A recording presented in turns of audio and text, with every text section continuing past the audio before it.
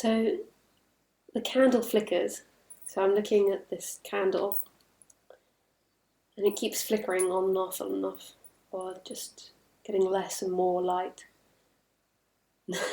As there's a scientist in the room, I'm reluctant to say this, but because I might just get an answer. But where does it go?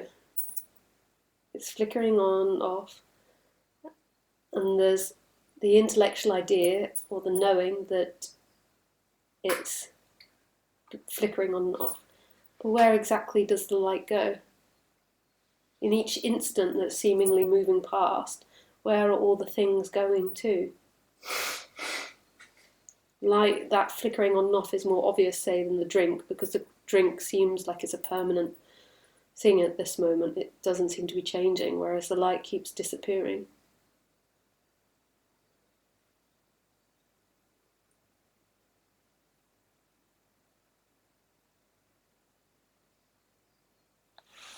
The same with the sound of my voice. Where does my voice go to? And did it actually ever happen once it stopped?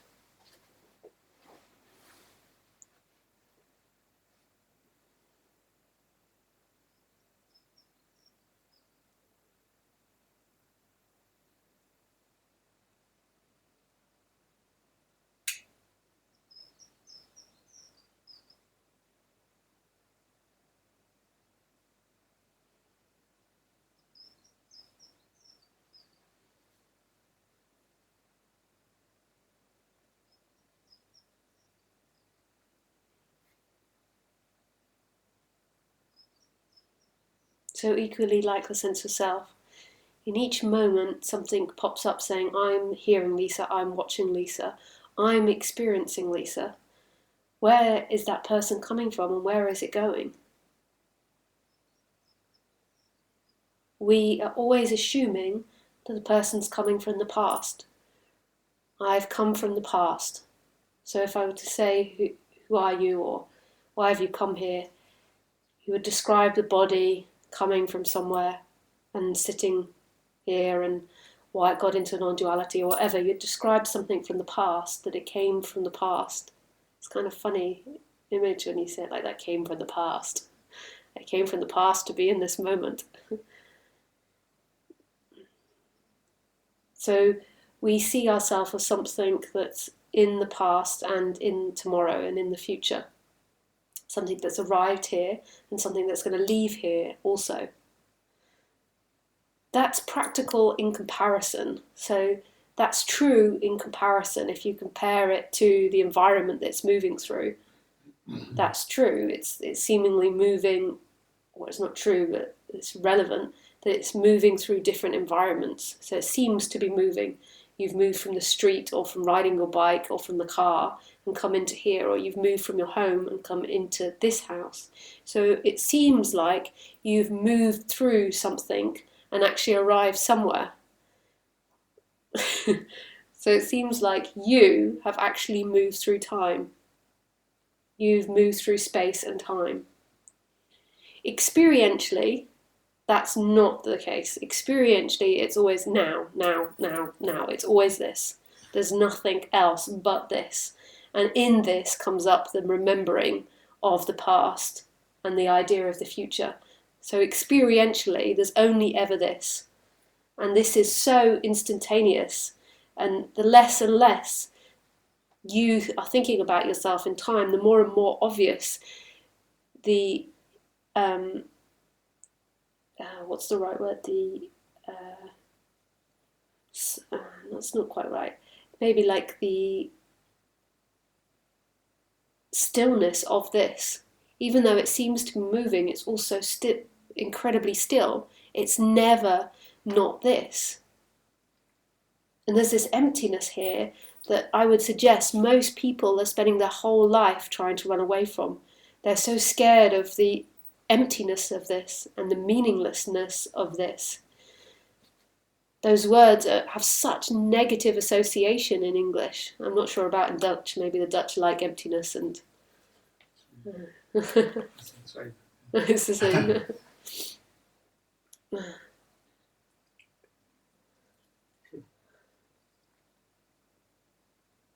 there's a great fear of the emptiness of this.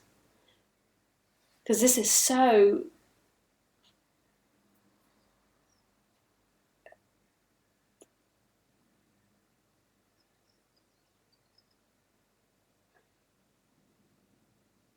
How do you describe that? Yeah.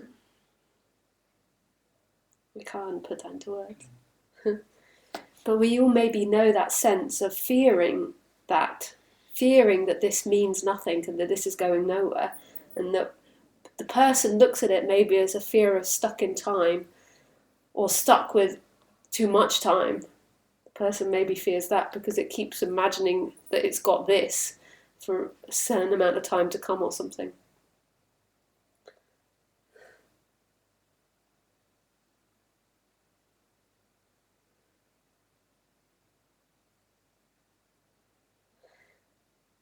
So what's happened in the human, and it seems to I only seem to recognise it in the human, I don't seem to recognise it in animals, is this identification with the imagining of time. So there is only ever imagining of time. There's never a reality of time. There's an imagining of time. There never actually... Time is never really experienced. It's always this. It's always timelessness. But there's the idea of time and there's the idea of movement, or the idea that we're moving through something. I forgot where I was going with that. It might come back. Oh yeah, so the person's identified with that person moving in time. So this only seems to happen in the human, where there's this energy that keeps telling the story that you are actually the person moving in time, and that's who's experiencing this life, that person. And that person is watching through the body, and that person is some way inside the body. It's a little bit unexplainable how the person's inside the body. We have these notions of heaven and hell and soul, but that bit's a little bit dodgy, and it's a little bit dodgy as to how the person controls the body and how things are happening. But still, the human still feels like it's somebody watching from inside the body, and somebody experiencing separate things and a world out there, and separate people and separate objects out there.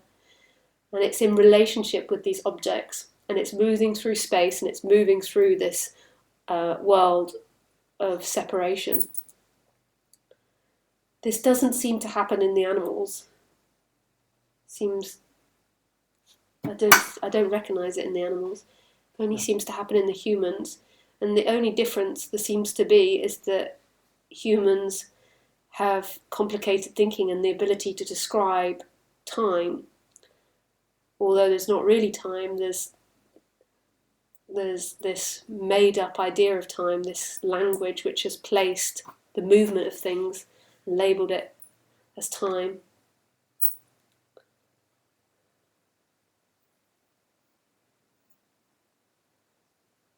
So my dog doesn't live a removed life. She doesn't sit inside her body thinking, I'm Khaleesi from Thailand.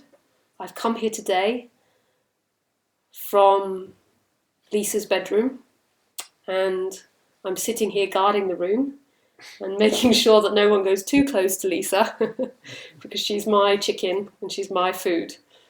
So she doesn't see the world like that. Whereas the human sees everything once removed through its idea of who it is, and it's also an energetical sense.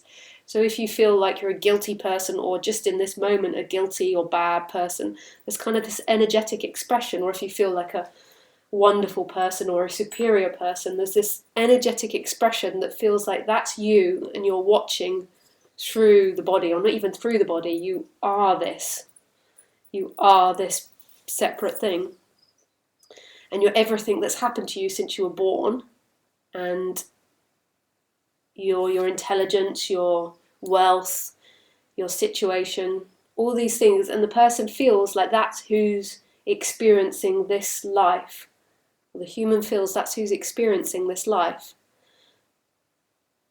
And that person isn't experiencing this life, and this is maybe a bit of a big jump, but that person is actually an experience that's happening, but not the experiencer. It's another experience, but it seems to have got so attached to that idea, and that idea keeps repeating itself and keeps coming back up. I'm experiencing this.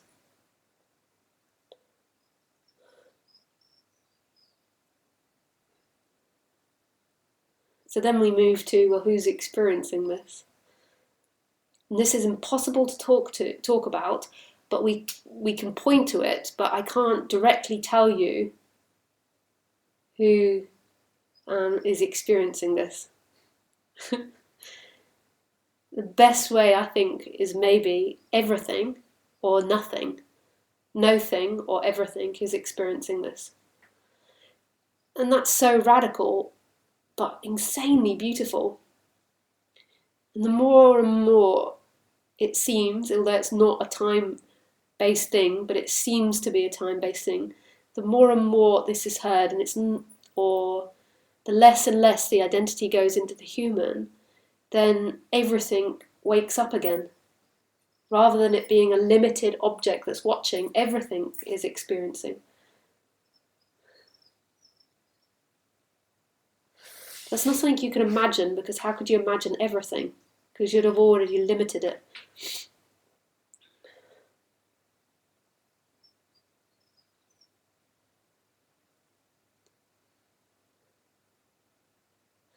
Khaleesi is quite a good way to point it out in. I like using Khaleesi as a description for this.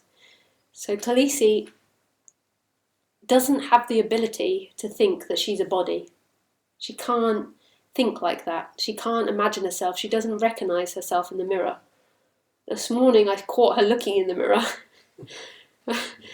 and she just kind of looked at it, and I could see there was a little bit of a bark starting. And then she sort of watched the movement and then just walked away and was like, nah, it's nothing. I was like, is there going to be some form of recognition here? No. So she can't, there's no sense that she's looking from a body and that she is that body. There's no sense that she's her actions. So she doesn't think that she's a friendly dog or a puppy or a 3 years old or from Thailand or had traumatic experiences. Although the body might be acting out these things and she might be friendly or traumatized or whatever it is. So, but she doesn't think she's that. She has no sense that is who she is. She can't separate that out from the sunlight, from the wind, from the food she's eating. Even though the body will act independently and eat food, she has no sense, I'm eating food. There is just the sensation of it. She doesn't even know the word sensation. It's such an amazing experience for a dog. There is just intimacy with everything that's happening with no position of somebody experiencing it. Now, why is this even relevant?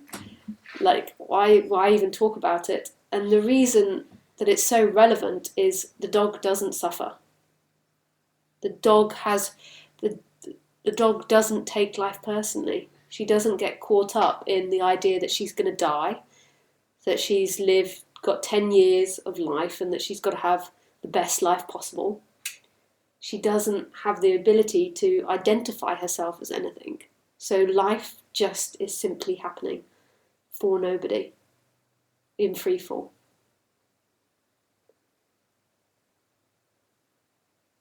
She doesn't have the expectation of things. There just isness.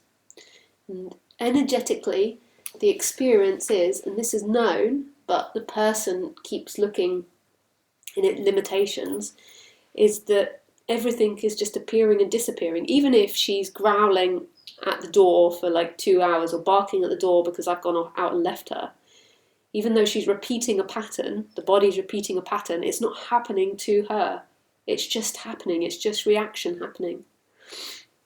So even though she's traumatized because she keeps looking at a plank of wood and she's been beaten by a plank of wood, so she keeps getting stuck in fear, or she's on an airplane and scared of the airplane for 12 hours, even though there's repetition happening, she's not taking it personally.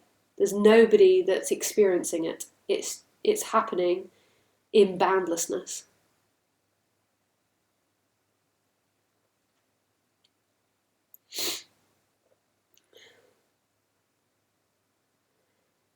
And when I'm talking to you, it's really not an intellectual talking, because the intellect comes and goes. So even if you understood this intellectually, that's not what I'm talking about. I know that sounds hopeless. You maybe have followed me for like 10 minutes. You're like, but it's a reminding of something that's so primal. It's so intimate. This is known so strongly, but not by someone, that you were never the character moving in time. The character that's moving in time was an experience. And that isn't who you are. You are timelessness, in which time seems to appear, or boundlessness.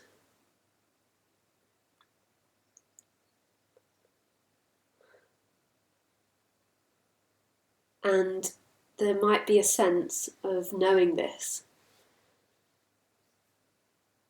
but it's not something that you can know or see. It's a resonance that's so deep. And even though this isn't a time-bound thing, this has been known throughout the body's life. And it keeps looking for this boundlessness in limitations. Keeps looking for it, because before the identification happened, there was everything, total freedom, and then the person started to identify, and suddenly they were separate from all things, and it felt an inadequacy, and then started to try to find the completion to that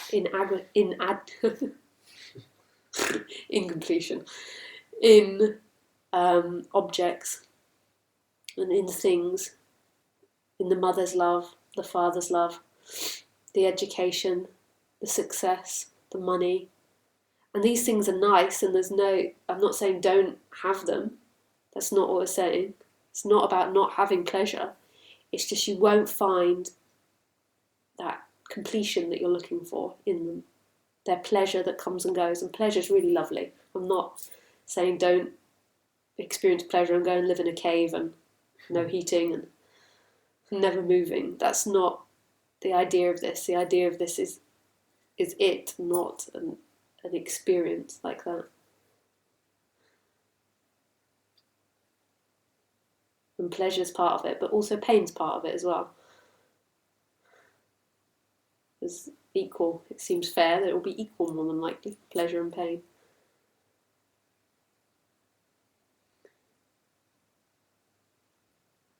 When you believe that your boundlessness, that everything will be found in pleasure, then pain becomes unbearable, because you've failed. Every time you get pain, you've failed to find your boundlessness. So not only is it pain, it's also failure. Inadequacy, it adds to that. And then when you get the pleasure, though, it adds an extra high, because you got it. But then quite quickly you'll lose it, because everything goes. Everything goes.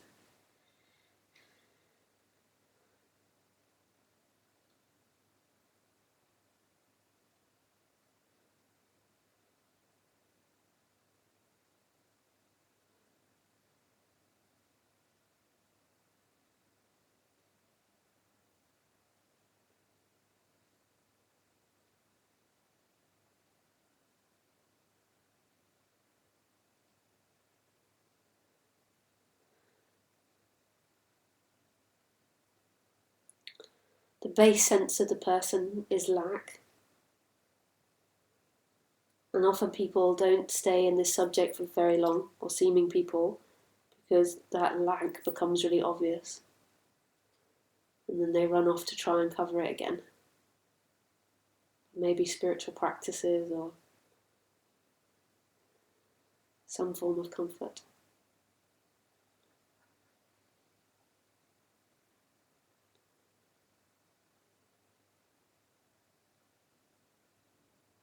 The base sense of the person is, I've been kicked out of boundlessness. I've been separated off. I've been abandoned by God. Betrayed. Yeah. It's just like the story of Adam and Eve, of eating the apple of knowledge and being kicked out of Eden.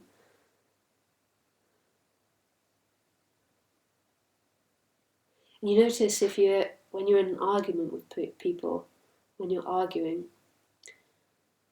with identified people,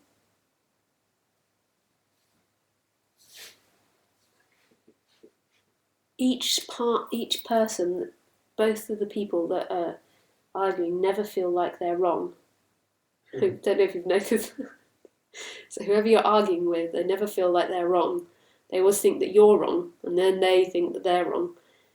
And they might begin to feel guilt. You might convince them that they are wrong, and then they take it and they're like, oh yeah, you're right, I'm wrong. But it's to do with that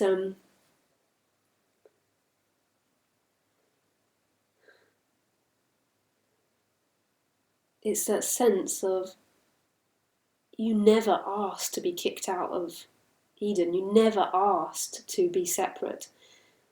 You never asked for this bundle of things to happen, and people kind of feel a little bit victim to it. Like victim, not kind of, really feel victim to life. And then when somebody starts saying it's your fault, no, it's your fault, and then the straight thing comes up, it's your fault.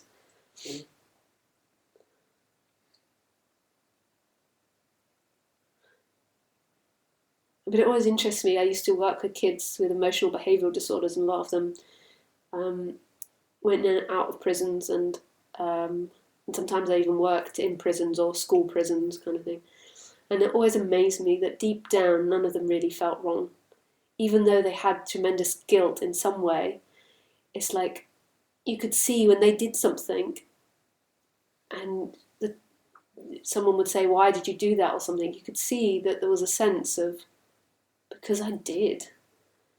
Which is the most truest answer, and then we convince them of why they're wrong and how they're bad.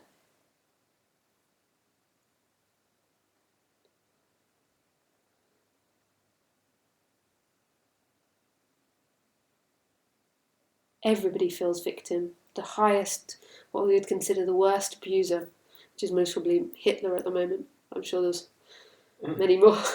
Still Hitler.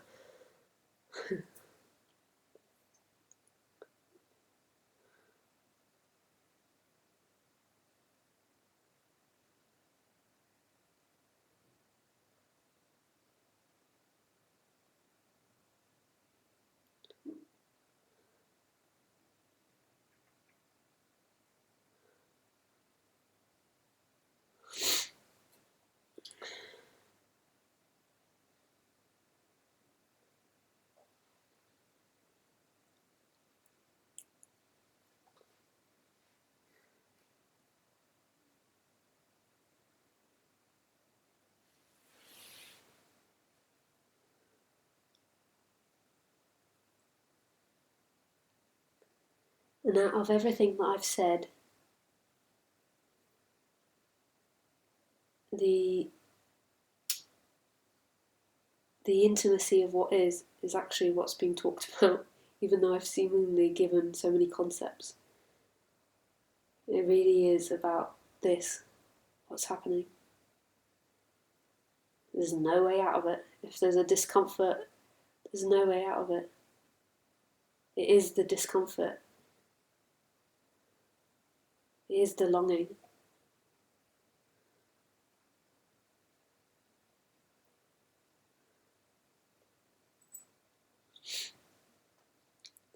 You'll never get there through running through time.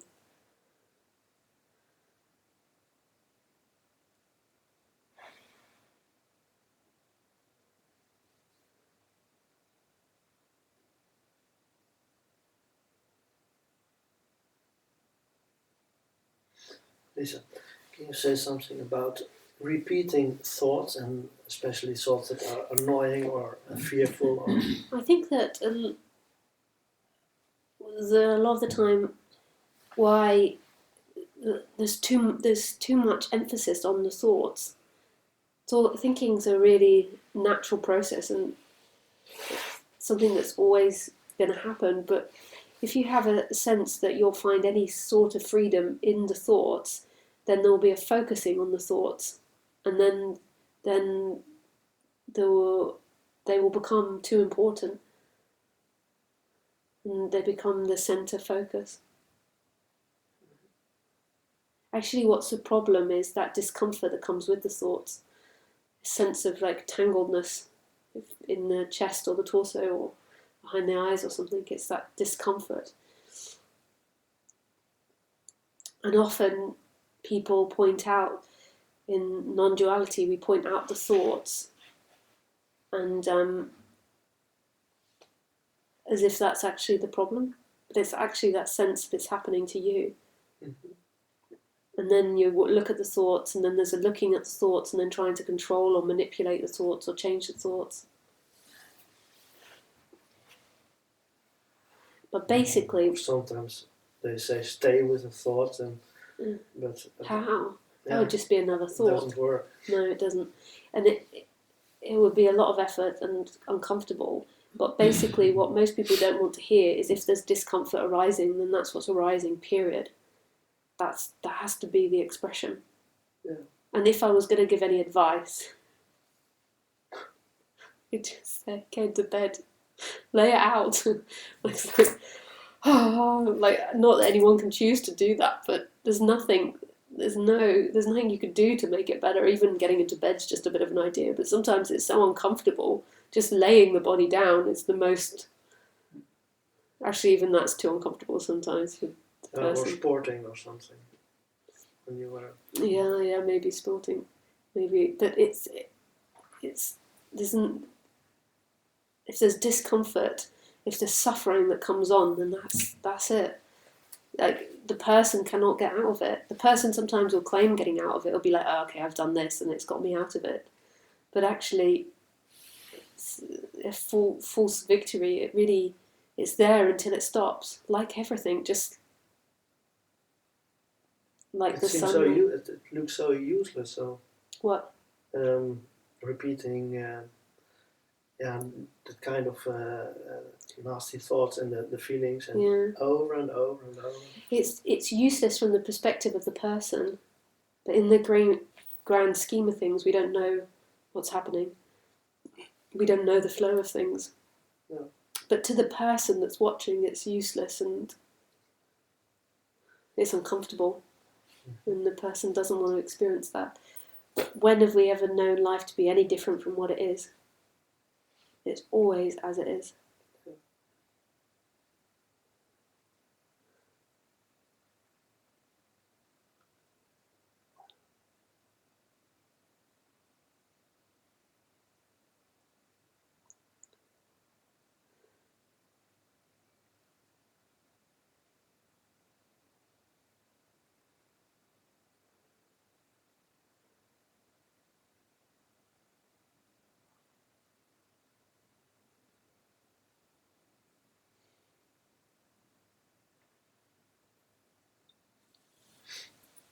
And another question. You sometimes say it's not the words, but there is something energetical behind it. Yeah. And does it also work on Ustream, or? I think it's better in person. In person, of course, you guys pay money, so. Well, it can only be energetical even on Ustream, because who am I actually talking to? Yeah. I can never ever talk to somebody in time. Where is that person in time? I can never talk to somebody. You can never talk to someone, even if you think you are, and somebody can never talk.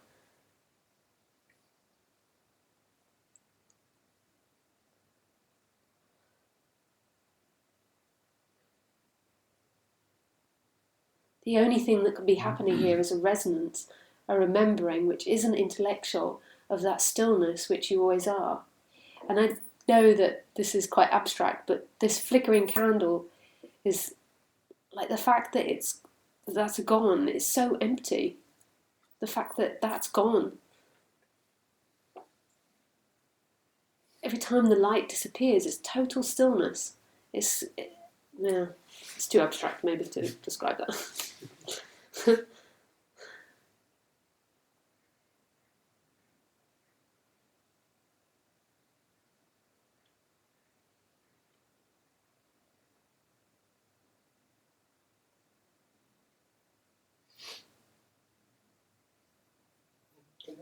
Yeah. So I had quite a lot of problems with with choice, regret, responsibility, and I had the impression that so the message has been kind of helping me, because then it's actually seems that because life is so unexpected and so complicated in the sense that this notion, the idea that one can that there can be done a choice that goes in whatever we can call it right direction is completely it's against some conceptual idea, but at the same time I have the impression that the message maybe it's becoming too abstract, but there seem to be two things. One is that there is still the person, the me, that is trying to get the message from itself just to reassure that, because the message, as I understand, says that there is no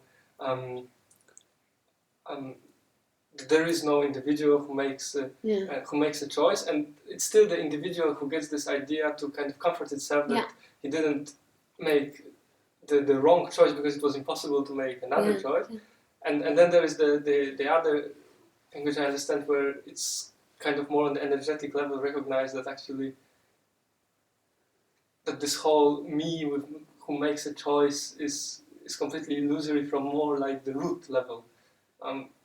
So I see that for me it happens kind of automatically that the message it's always taken on the level of belief to kind of reassure myself that everything is fine, but still it's very superficial fine. But that's okay. That's okay. Mm-hmm. I mean, like, so the person's been told its whole life that it's responsible for life, which is crazy. Like, it's so much weight that's been put on the person, and so then it uses that idea to counteract that anxiety which comes with the illusion of choice, the illusion that you actually have got to make a right choice in order to create happiness. So then it takes on that other choice. So when it's feeling panicked, it then repeats, actually, I'm not the chooser, and that's okay. That might relax a person. But that, you're right, that is happening on the level of the person, and it's totally okay to make things better in the personal level. Like, this isn't negating, like, and saying that if the person's got difficult conditioning, which the conditioning that you've got choice, or that setup that you've got choice, is a very difficult conditioning. So then to relax with that, or to relax with other ideas, that's totally okay, and it might make the story nicer and more easy and more smooth. But you're right that it's not what we're talking about here, ultimately. Because I still feel that what is happening is, okay, so it's still a fight between ideas, because there is one idea that says, no, I was in control, and so I could have obtained sufficient enough of information to choose A rather than B or whatever, and then there is another thought that is coming, no, but I didn't have a choice, but it's still like, and two people having an argument. But then it's like, that it really seems that I could have, or then no, but it's still like very, it's so. And who is it that experiences those two dynamics? So those two dynamics are presenting themselves as you, and they're having the conversation back and forth to each other. And both of them feel like you. I had choice, I didn't have choice. And this is where the illusion of self comes from. This is why it's got nothing to do with the argument. But it's so okay that they're arguing, like, and they're, but who is it that experiences those two dynamics? Because they're being experienced, right? Or they're appearing. It's not even that they're being experienced, but they're appearing. But the assumption is you're one of them, but yet they're both being experienced. So who experiences them? So from time to time I have this sensation that it's as if all of this is happening to kind of someone else, whatever Yeah. that means, but it kind of fluctuates. So then it's Yeah. happening to me is my problem, and then it's not. It's some kind of like someone else's story, or this, and then it's Yeah. so.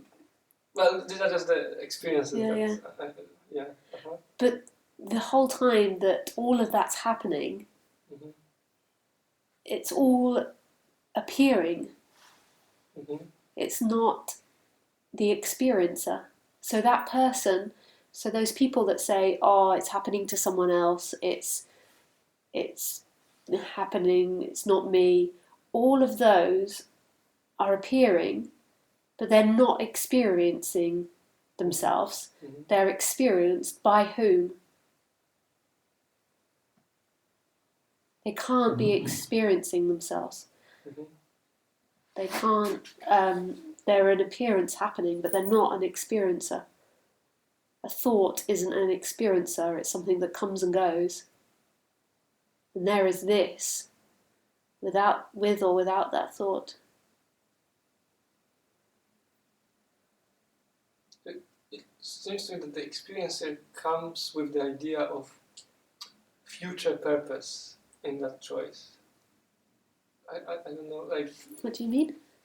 So I mean, when there is just choice, it's just a choice. But then somehow there's the sensation that the choice brings, and it becomes very abstract, some implications for the future, and this is where it actually brings the problematic experiencer in. But when it's just well, I don't know if that brings the problematic. I don't know what all of that means, okay. but the difficulty in in the human is that beingness, aliveness, has got sucked into the chooser, and that feels, and that the idea of choice and beingness have got linked together, and it feels like you choose, rather than being an appearance of choice, but it's for nobody. It's nobody's choice. It's become beingness and the choice maker have kind of become woven, and it feels like you are making a choice. But actually, nobody makes a choice. They're appearing in boundlessness. So there's a thought that appears up and says, you made a wrong choice and your future's going to be screwed because of this choice, and then another one. And they go back and forwards, and there's no freedom found in any of that mental activity, in any imagining. The freedom is in the very experience. When it's seen that that's not happening to you as something moving in time, so who's it happening for? Who does those thoughts happen for? Who does that conversation happen for? Who's experiencing those conversations? Because they cannot experience. It's impossible to defend. Yeah.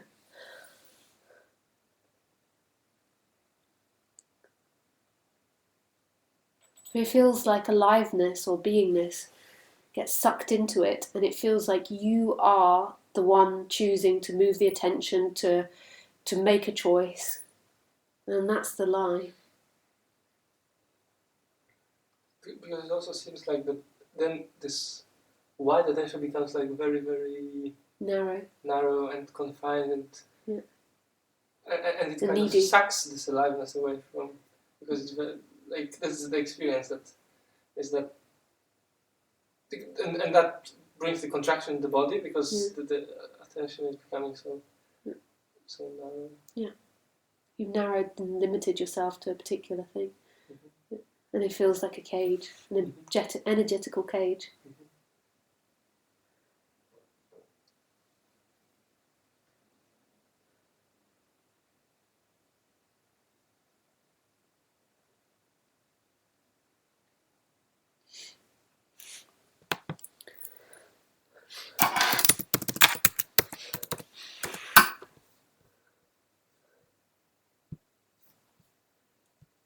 Hey, Nick.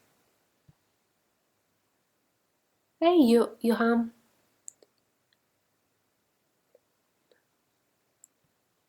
Hey, Laura. Hi, David.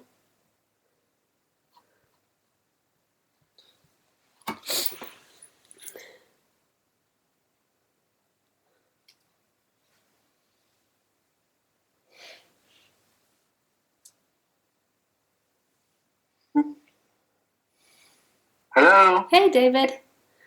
Hi, Lisa. Hey. What a treat. I went into like a major sleep listening to you. It was which happens sometimes, like really deep. But so I'm sleeping and then the audio goes off the Ustream. Yeah.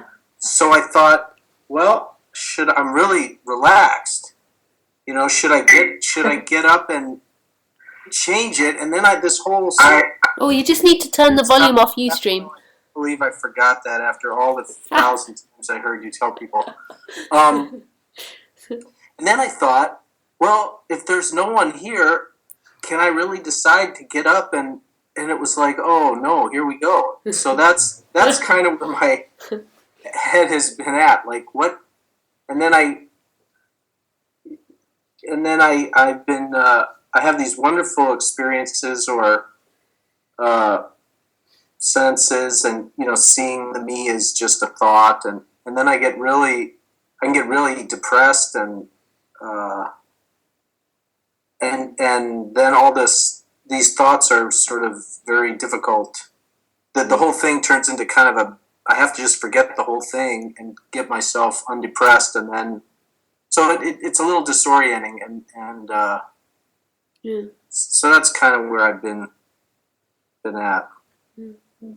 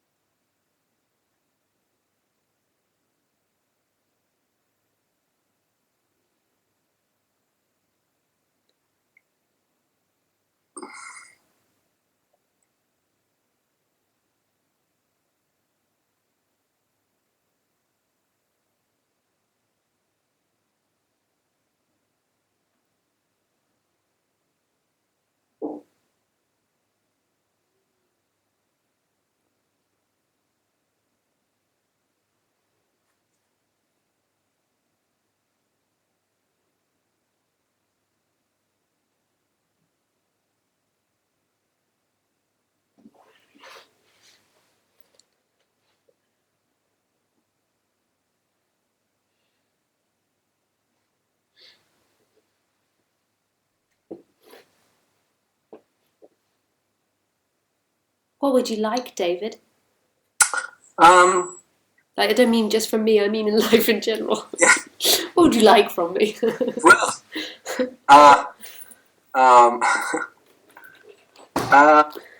more just the pain, the emotional pain is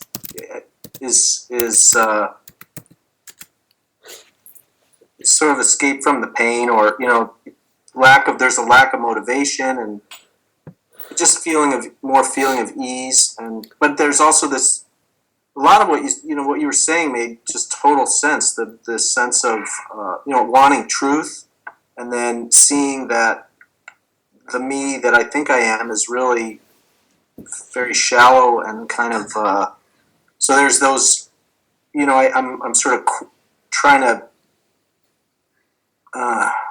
relief from that. Yeah. I'm sort of stuck in trying to extricate myself from myself, which obviously doesn't work. No. So tell me now, where is that person that you've just described?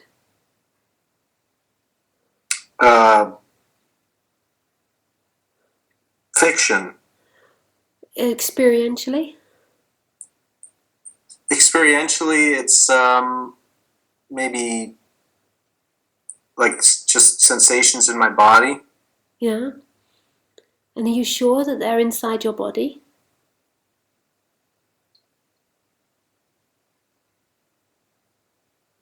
No.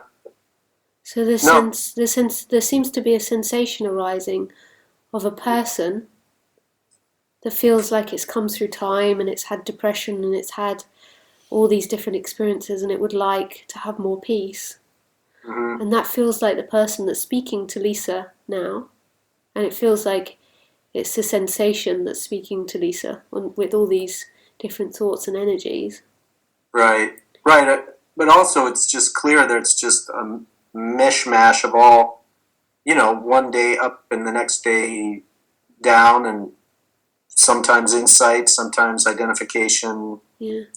So it's not, feels like it's all just floating around. Yeah.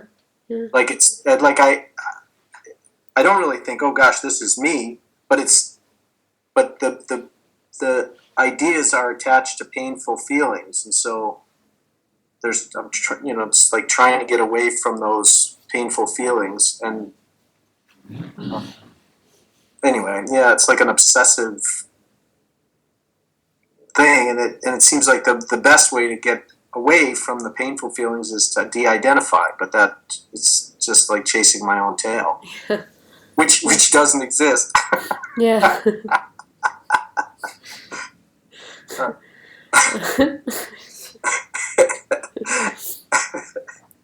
The thing that keeps the person running, or what the person's running from, is its sense of lack.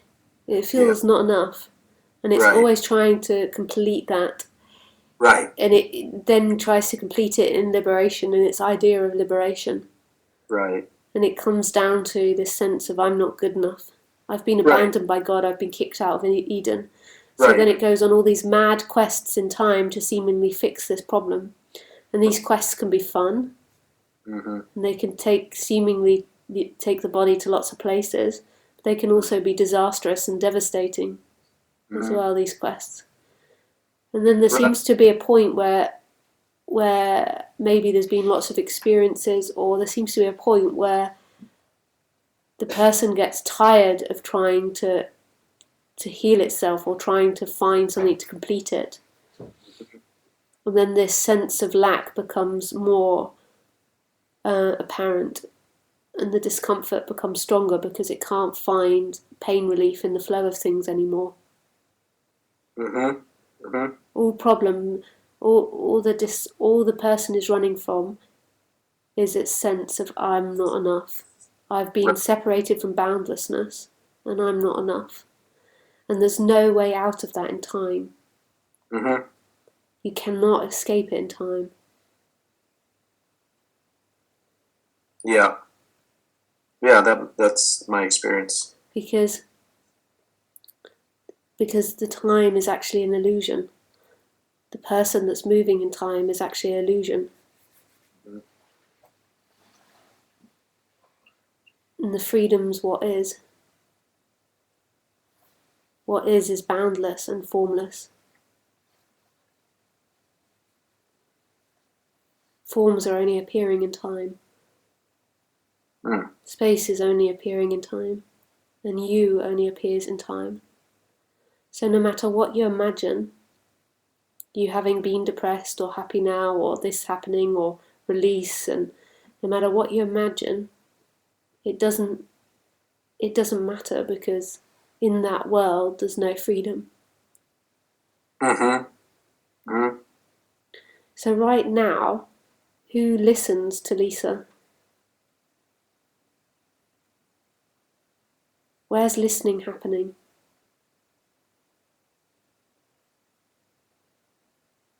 Actually, there's just the sound of her voice, and there's not even somebody listening to it.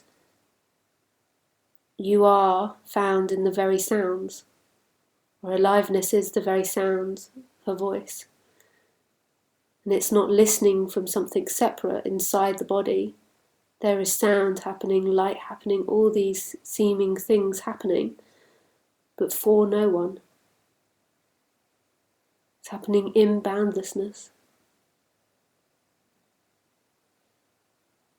It is boundlessness, and boundlessness is totally empty and full simultaneously. And I'm not speaking to somebody in time. I can never be speaking to someone in time.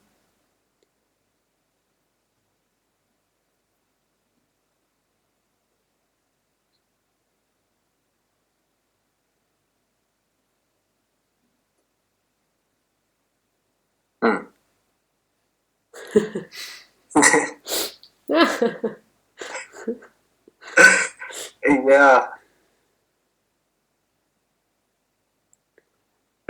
that's kind of scary, I guess. Yeah, it's scary, isn't it, for the person? And I talk about, I sort of tell myself this in my head sometimes. It doesn't matter though. That's just a No, conversation it does moving not. in time. Doesn't matter. Yeah. Because that's not who you are. You're not either of those positions. But yet you're every position. But you're not limited to either of those two positions. Mm. So it doesn't matter what those two talk about.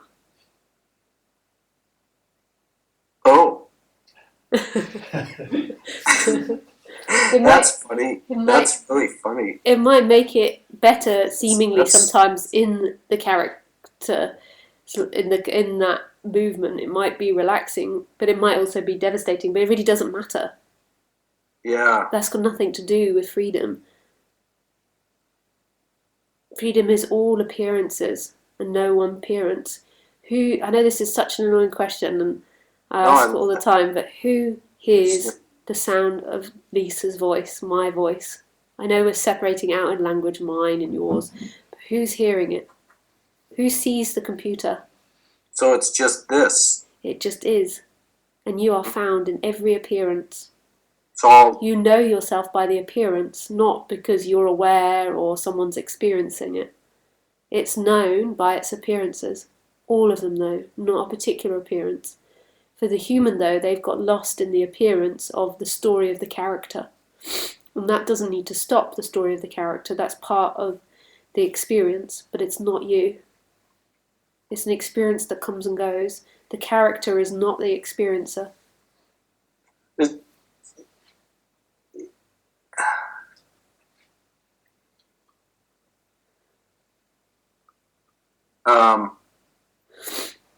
Like to buy a vowel. Sorry, I missed what you said. I'd like to buy a vowel. Oh, what? It's a game show thing. When the contestant doesn't know how to solve the puzzle, they can spend some of their money to buy a vowel, so they can. No, the one American in the room was laughing. The rest of us were like, huh? So I had Like to bow a vow? I'd like to buy a vowel before I solve the puzzle.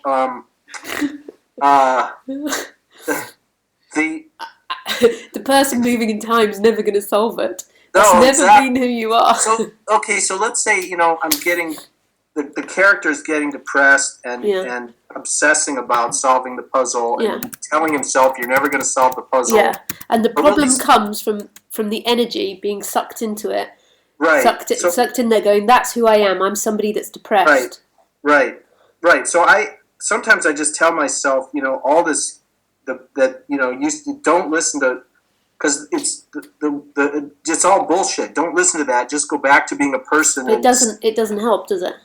Well, it sort of helps temporarily. Like stop obsessing and take a nap or take some aspirin or go see some friends and then come back. Then it's like a truce, a temporary truce. Because I don't want to get stuck obsessing about this because that's equally silly. It's like equally silly. I mean, it comes with the idea that you've done things. Who are you? Yeah, it's all me. Who you are is stillness, and stillness is not a conscious creator. It's creating. Conscious creator is in the idea is in the creation. Aliveness is creating for no reason with no purpose. It's just creating, and its creation is so beautiful that it seems to be creating from one thing to another thing to another thing to another thing. So there seems to be a logic to it, but it's. There's nothing in there which indicates a you, yet everything is you as beingness. But beingness is not consciously creating. Yeah. That's appearing in this world, in this creation. So how could you make things better for yourself? The problem's not about you doing things to make yourself feel better or not get stuck into that depression. It's the idea that that's who you are. Mm-hmm. Mm-hmm. And why do you need to run from that depression? What do you think it's going to do to you? Eat you alive. Yeah. Or eat me mostly alive and leave a little bit left to obsess about who I am. Yeah, that's the other day it was getting, yesterday, you know, it was sort of bad, and I just said, well, we're just going to let's just feel what it's like. And it is, it's at the bottom, it's just, you know, total failure. Yeah. So just, okay, open up and let that, It will pass when it passes. yeah, But it's like the monster under the bed. yeah. It's not. Yeah, It's that's very sweet. It's just I've been scared for a long time. yeah, yeah. But that's not just personal to you.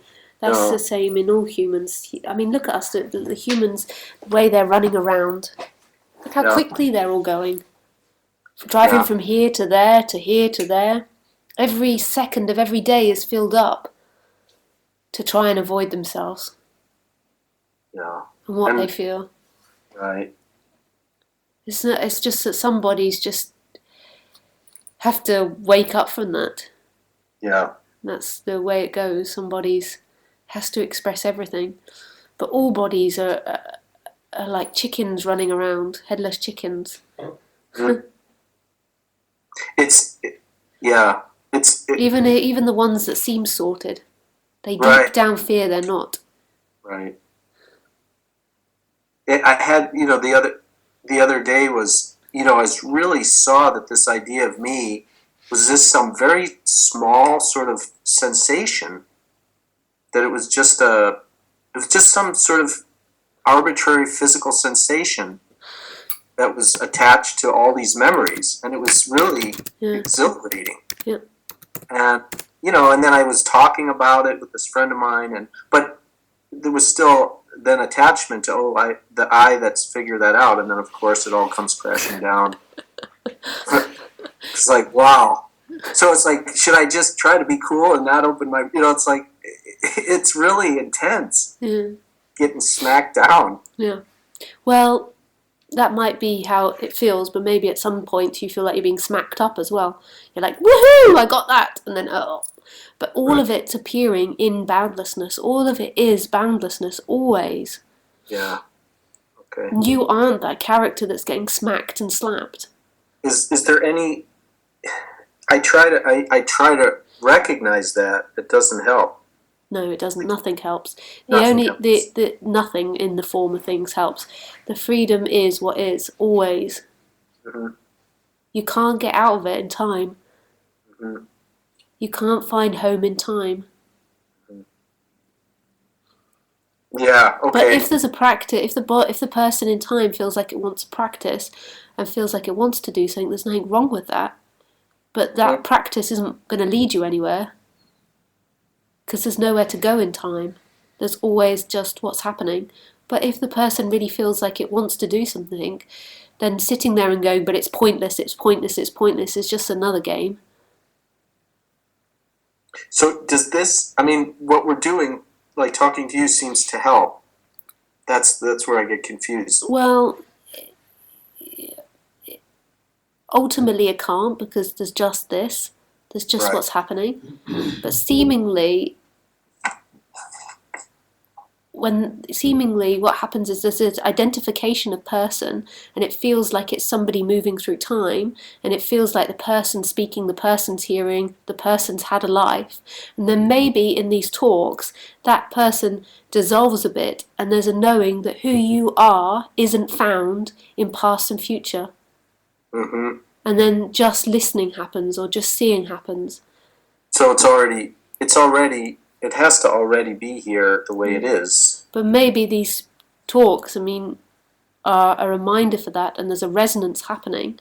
But ultimately, the resonance never happens for someone. It's when the person gets out of the way. So you can't claim it in any way Right. because because who you are is this. This is reminding this, or nothing is speaking to nothing now, or stillness is speaking to stillness now, not the person. So then the person afterwards says, "Oh yeah, that really resonated for me," but it didn't resonate for you. You is an add-on. Yeah. Wow. Yeah. You won't find peace and hope. Mm-hmm.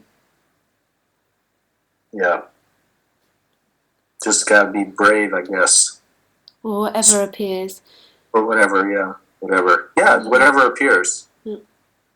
I have a fun. You said that you like jokes. Yeah. I have sort of a very weird joke that I don't even know if it's funny, but the joke is about a guy who got enlightened in the 60s Yeah. and he was faxing Ramesh blank. They used to fax blank pages back and forth. That's the joke. Huh. Pretty arcane. Did they have faxes in the 60s? I don't know. It was really a stretch. Anyway, thank you so much. Thanks, David. Lovely to speak with you. You too. Bye. Bye.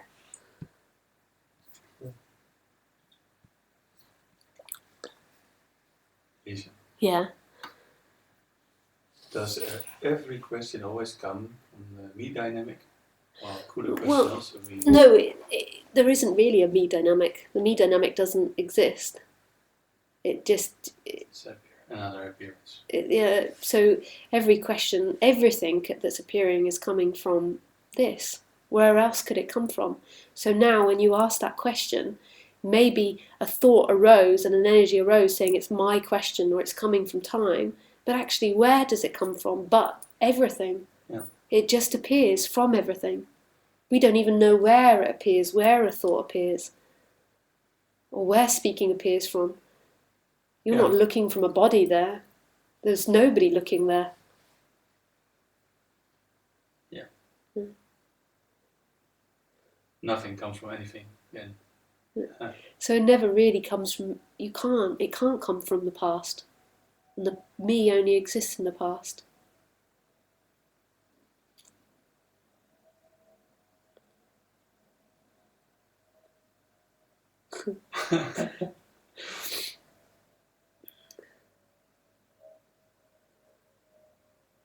So every impulse is spontaneously and directly coming from nothing and is nothing.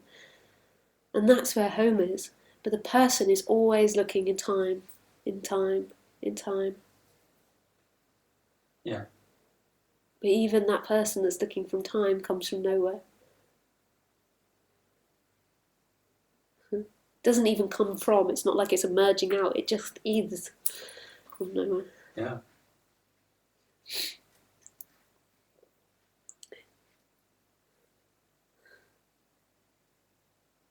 Yeah, so a person can, let's say a person could always only exist in time. Yeah. So how could that speaking come from that person? Yeah, it's impossible. So there is no room, let's say there is no room at all for any person. No. But spontaneously in this, an illusion appears that somebody from time said that, but that cannot ever be the case. And this is always about direct experience for no one. And the direct experience is this, is always everything is coming from everything. Yeah. And that's true love. That's the love that the person, the illusory person's been seeking for. Is it love? Well, yeah, because it's coming from everything. I have to put my chair back now, so when you say, why is it coming from love? I'm like, well. Then I go back on one. No, so why is it love? Oh, why is it love? Yeah, oh, why is it love? That's another why question. Oh my god, if it's all coming from this, I mean... Yeah. It just is.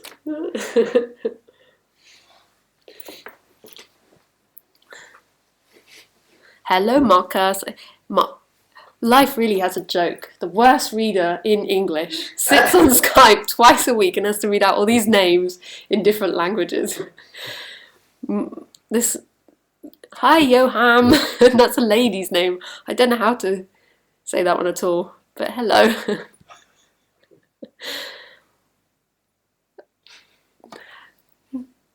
Hello, Melina. I think I got that one right. Would you like to call Melina? It's so much nicer to speak to each other.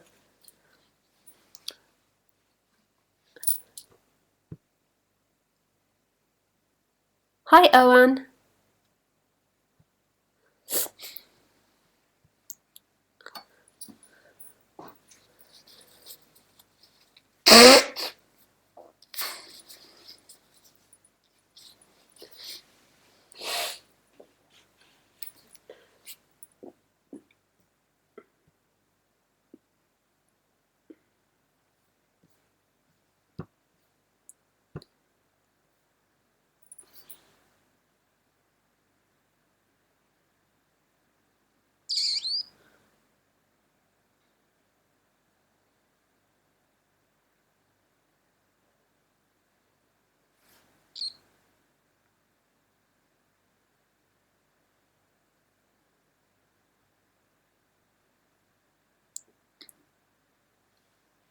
Yeah, you turn down the sign, Melina, the sound on Ustream, and then speak to me through Skype.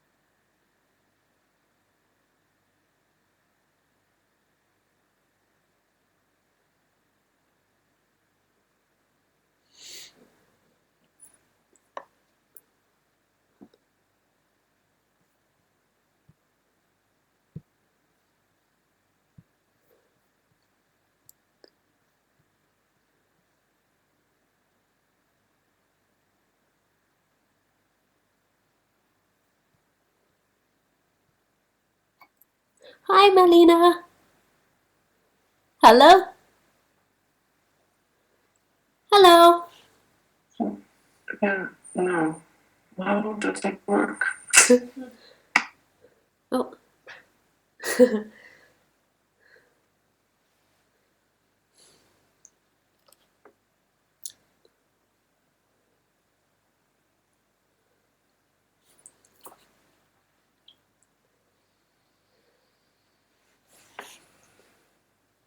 I can even put my armrest down. It's the best chair ever.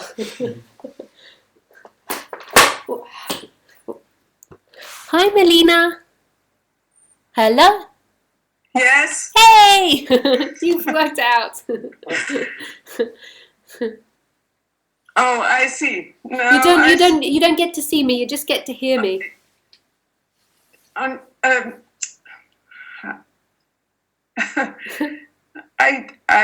it doesn't work. You know, when oh shit,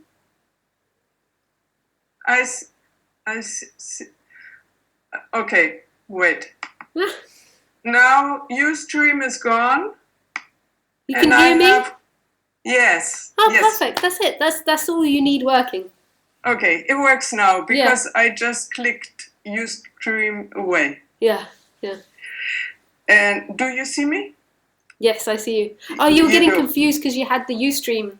Yes. Yeah, I can Now see you. I just have your picture, Yeah, you can't see and me. I see myself talking there. Yeah. You can't see me because my video is being used for Ustream. Right. So you just get Right. the picture and the Okay. sound. Okay. Now I don't remember what I wrote, but it was about the experiencer. Yeah, and it's not actually stillness, the experiencer, but Okay. it's the most. I mean, what is stillness? I mean, stillness is really, it's not a Nothing. thing. It's not something. I mean, Right. it sounds like something when we label it stillness, but it's. I like the word, but it really isn't something that's still that's Right. watching it. There's nothing that watches it. There just is what's happening, and what's happening is in movement and not moving simultaneously, and home is what is. Oh. But the person's always Okay. is so used to looking for itself in things, even the knowing of stillness or awareness or consciousness. But they're known. That can't be the source of something. Anything that's known. But yet it is. I didn't quite get it, but Yeah, don't worry. I'm gonna listen to it on YouTube again. But you won't ever get it in a thought. But there's a Right. resonance that knows it, that Okay. knows that home is in what is. It's everything that's appearing, but not Okay. one thing. Okay. And if home is what is, Yeah. then there is no watching, No, there's no listening. watcher. Not really. There's not really something that's watching or hearing or listening. When I say that, it's just trying to point to something. There is just what's happening. So there's sound happening or sight happening, or there's things appearing, but there's nobody actually experiencing them. So like in a dream at night, the body's not actually hearing, or in the dream we dream as if we're a body in the dream, experiencing the dream, and it's not actually the body that watches or hears or sees. There's not somebody that sees in the dream. There's not somebody that hears. There's just dream happening. And no one's experiencing the dream. So what we call sometimes the absolute or Yeah. the source or something that doesn't exist. Well, the absolute or the source, although everyone has different meanings to what they mean by that, is everything. But no one particular thing. Okay. So it is what is. Like for instance, Ramesh, he used to say there is consciousness in stillness and in movement. Yeah. And I always had this picture, like the absolute, that's the stillness, that's the watcher. And then there's consciousness in movement, that's everything that's happening and apparently seen and experienced, Yeah, but that would make it a world of two. But Right. but when people because there would be a stillness that's aware of the world. So that would Right. mean like somebody's dreaming this, but there's not actually Right. somebody dreaming this. There's just dream happening. And the Okay. absolute, because also these speakers will also point to there is no consciousness or consciousness is everything. And if they say consciousness is everything, then it means there's no consciousness. Okay. Because that would be Okay. a conscious of something. Okay. It eliminates consciousness. Yes. And it's by saying that consciousness is everything. Speakers often point to it because it's easier to speak about if you say who's conscious of it. And even I say things like it's appearing from nothingness or stillness, and actually that's not the case. Freedom is everything. Form is boundlessness, and boundlessness is nothing. So, and when you say nothing, what do you mean? Deep sleep. Uh-huh. Okay.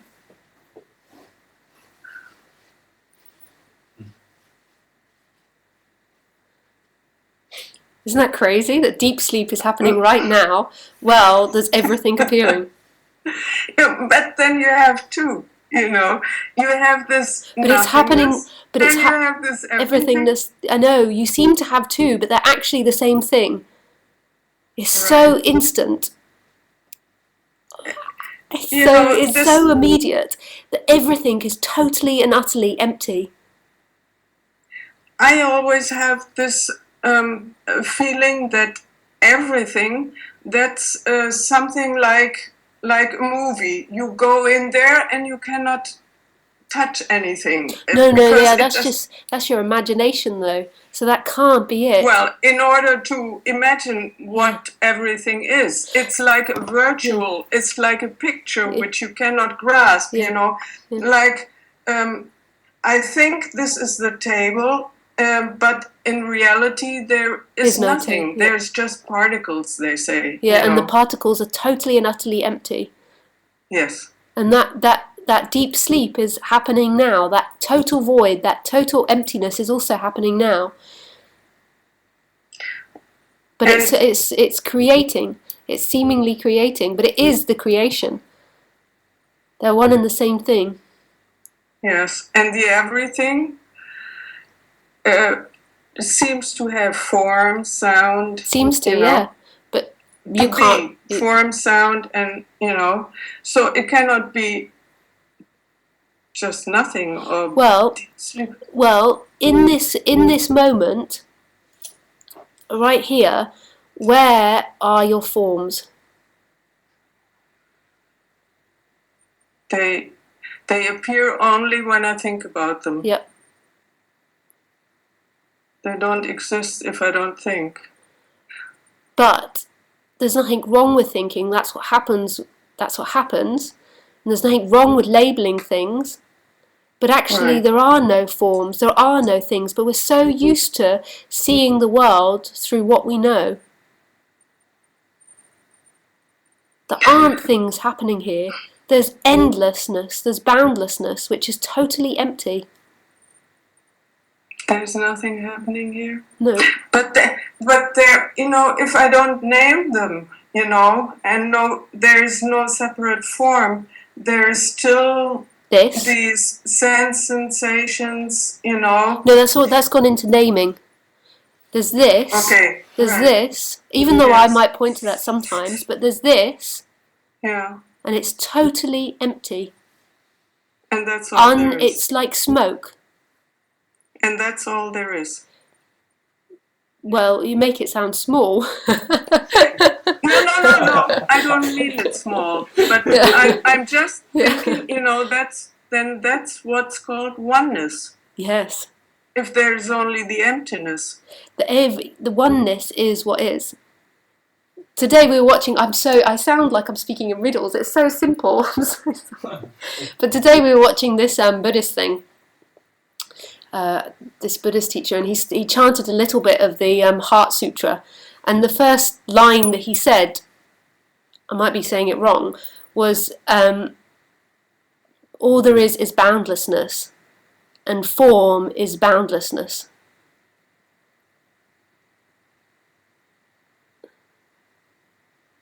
Which makes the no form. Right. That means form doesn't exist. It doesn't exist. But that's the beauty of it. It's so incredibly beautiful. This is endlessness. It's even beyond my ability to speak it and say endlessness. But this is so much experiential rather than what I'm saying. I'm so messy when I speak, but I'm trying to point to something so intimate and always been there.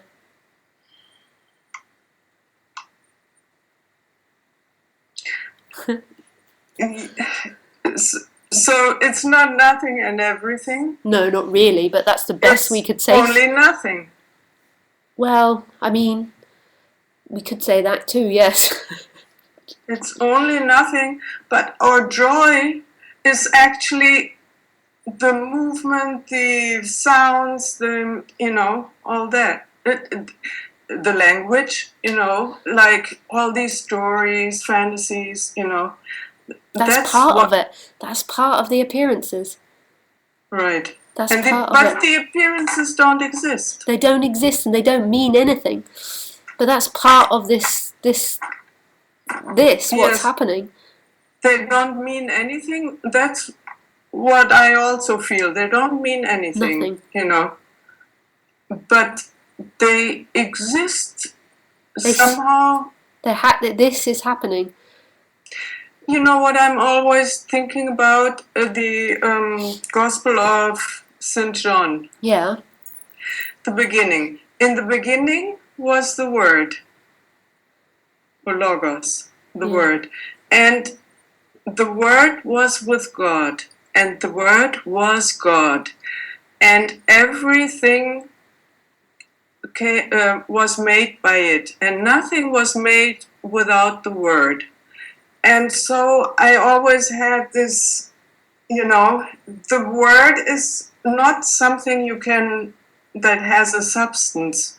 But all this fantasy, these sounds, all that you seem to experience has been made by this word, which is nothing actually. Yeah.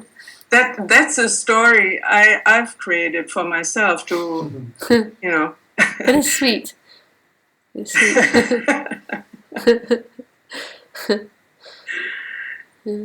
I think it's a genius what he says Yeah. Yeah. It's really, I've never heard it before. It's very sweet. in the Bible, in the New Testament. I was only Okay. brought up with the title of Christian. Okay. My parents gave me no Christian education, really. Okay, then we leave that aside. But I'm lost now. There's great. nothing. Yeah. Everything always that good being lost. remains now from this talk is there's nothing. There is nothing. But then there's everything. But there isn't everything. If it's deep sleep.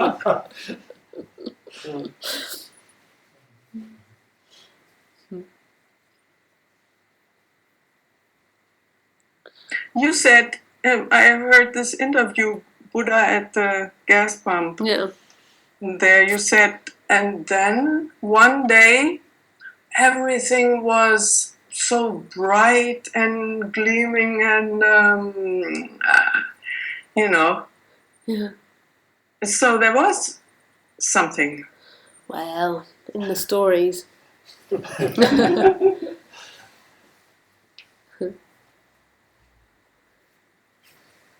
the stories. We can't sit anywhere. We can't say anymore. We can't sit anywhere, so anything that I say can potentially be contradicted. So if we to say everything's nothing, then we can say we could say this is nothing, and then we say it's everything. You can't Right. find it there. Right. Okay. Like anything you say, the opposite is always true as well. I always think of it in the negative, but like... Like? Well, I always think of it as like you could say it like that, but I always think of it as in there's nothing true. So there's nothing is true. Yeah, you there's can't. Nothing true. So you can't sit in any sentence that you say. You Okay. can't hold on to anything that you say. Okay. Okay. I'm sorry. Why am I listening to you? I know. But in that laughter, it's like everything began to shatter for a second, and then there's just this, just what is, Yes. for no one.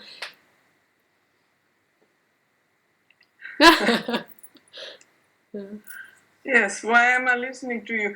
It just appears. Yes, it just appears. You. Yes, it just that's happens, it. You know, it happens, and then someone might come up. I tell myself the story. I resonate, and I feel drawn into your stillness and stuff like that. You know. And then whether that story appears or not, it's irrelevant as to whether listening happens. It's irrelevant. Yeah.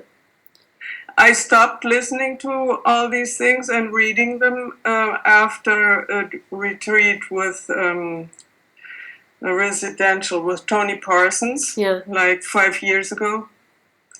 And I felt like slowly I was going downwards, you know. I got into a more depressed state than I was before. Yeah. And somehow it happened, you know, that now I'm listening to Lisa. Yeah. It just happened. And so you say that's just the person looking for pleasure in spirituality. No. No. I don't think that a person would necessarily be looking for pleasure here. No. Like Okay. it's not necessarily always so pleasurable. This subject. Okay. It's unexplainable as to what's happening. Mm. I would say this is a guess, but more than likely, after the Tony retreat, you misinterpreted what he said, that there was nothing to get here. So then you walked away from it, and it wasn't finished. It wasn't finished, Yeah. right. Otherwise I wouldn't be here again. Because many people do that. They listen and they hear there's nothing to get here, and they take that on board personally. Mm-hmm. And then there's still that longing to come home. And Right. they end up years later back again. Mm-hmm. Because you can't find satisfaction in the flow. And then maybe they end up more depressed than before because they've looked again in the flow and there's no relief there. In the flow of things, I mean by the world, the pleasures. There's no relief. No, there's no relief. And I don't know, does it make sense to call in and to talk? I've been wondering, because actually there isn't really something to talk about. No. But then on the other hand, I'm thinking maybe something happens, like Tony says, you know, he says, and then it can, you know, in this energy, it can happen, you know, that the contraction. Yeah. The person just really doesn't know what's happening, and it can't get there. It can't work out what's happening or the direction it is. So speaking happened, and then calling in happened, and you can't looking at it like, what am I getting here, is already looking at it from an abstract position. Okay. You already believe that you're somebody inside the body when ultimately there's nobody there. Okay. There's not somebody driving it. Okay. But the reason that you feel so bad at the moment, or maybe not now, but it always comes back to the person feeling a great sense of lack and not knowing where to find relief from that lack. It feels like something's been taken away and it's lost something. And so then it tries to work out whether speaking to me is better, or speaking or going on retreat to Tony, and you just can't work out in that world of things the answers. Yes. When there's lack there, the person's always going to try and work it out, and it can't. Actually, I don't try to work out anymore. I always have this feeling it just happens. You know, I have this feeling, but it doesn't mean that I feel free. No, you know. Yeah. Because it seems that in everyday life, I'm always in this thinking that everybody is in order to live this life, you know. Yeah. So this kind of keeps me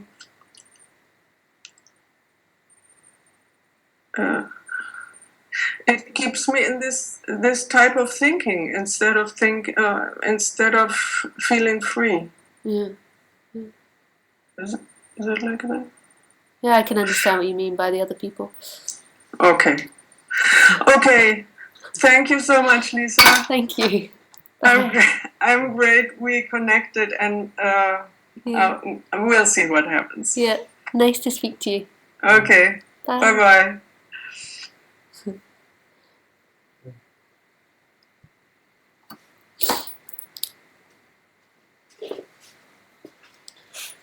Oh, hello. That was an intense one. I was lost in there. Forgot you guys are here. We're still here. Yeah.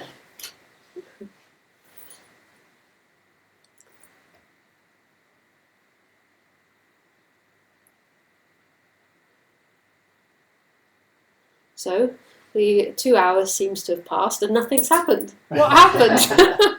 But that's not just here, that's everywhere. What happened? What's actually happened? Nothing. Only something in thoughts. And that's just appearing now anyway.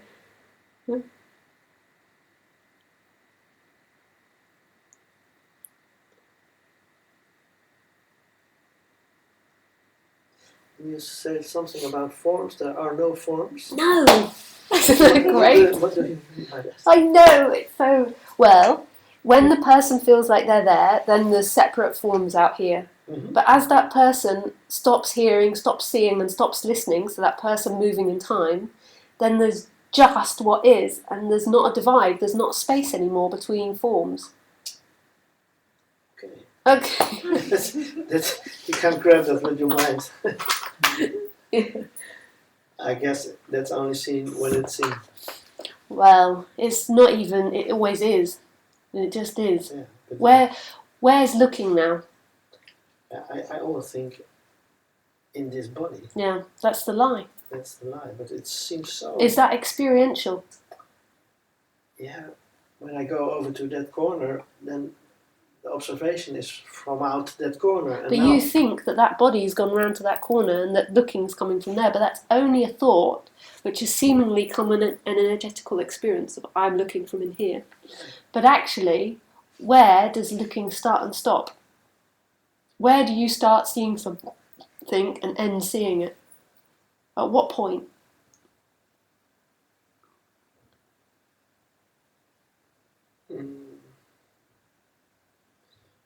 I don't know. But when I close my eyes, in this body, I don't see anything. So it looks so strongly as if it's from this location. Yeah. That's. But in the other way, the strange thing is that this total room and everything is somewhere in this. Yeah. Yeah. Yeah, if you go the other way. The other way. And that's what science are beginning. Well, that's what science say. Well, not all science, but they say that it's all happening in the brain, but it's actually not all happening in the brain. No, but it looks so strongly that it's happening in the brain. But if you think about that, then where is the brain in happening? Yeah. That's strange. But yeah. This is a thing I think you never can grab with your mind. I have No. always the idea you can't grab it in time. You grab it in time, but it's here always. There's Yeah. never somebody looking. No. Because it's non-divided, this. But really seeing this is, I think, only possible when the veil is gone away or something. That's a romantic sadness. It's known so deeply. But It's not by the not by character. you, by everything. Yeah. You always hear teachers say, everyone knows this, or it is known, No, and yeah. then I think, yeah, but I don't. I don't know. If I know it, but I guess you mean known by Everything. by everything. Because right now it's actually everything looking, everything hearing, everything feeling. But It's not a location. No. Isn't it strange that everything, or God, or how you call it, makes such a Drama of things. not only a drama, but such a joke of it, because God is saying, if you take it literally, God is saying now, I can't find myself. Yeah. Yeah. I'm not God, but You so are, to but speak. but you are, yes. Yeah. That's everything. It's so. But why not experience everything? Why How do you not? call a magician? If there is one magician, then it's. Yeah. And people are searching for miracles. Yeah.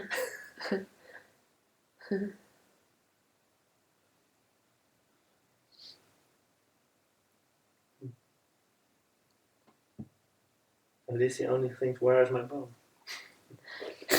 in her little cat bed. She's so happy in her little bed. A little bit. She's so adorable.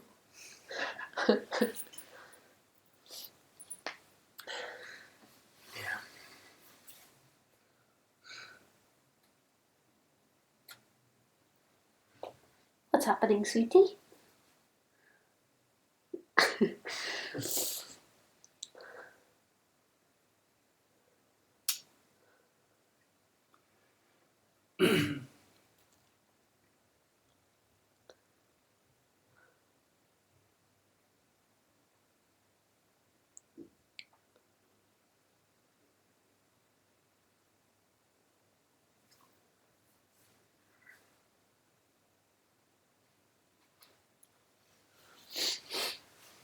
Could you say, or you believe what you think, or you say believe or pay attention to the actual experience? Sorry? Or you pay attention to the actual experience? How do you do that? I don't know. Uh, There is. Because even if there's clouds, that's what the experience is. Yeah. Like, even, what's, I know what you mean by actual experience, but if that's what's happening, that's perfect, but it's not you that's doing it. It's perfect not because that's right or better, but because that's what's happening. Yeah. It's not you that moves the attention here, or stops focusing on the person or whatever. You're not moving the focus. There's not someone in there moving focus. Focus changes. Yeah. It's just another object.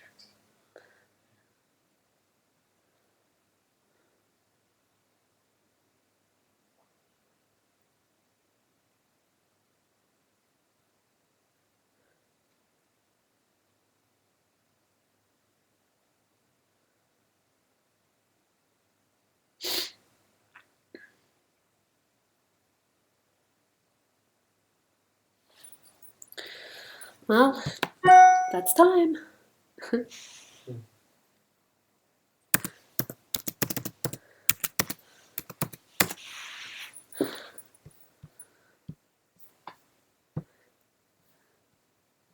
How many people are there on the internet? How many people are in there?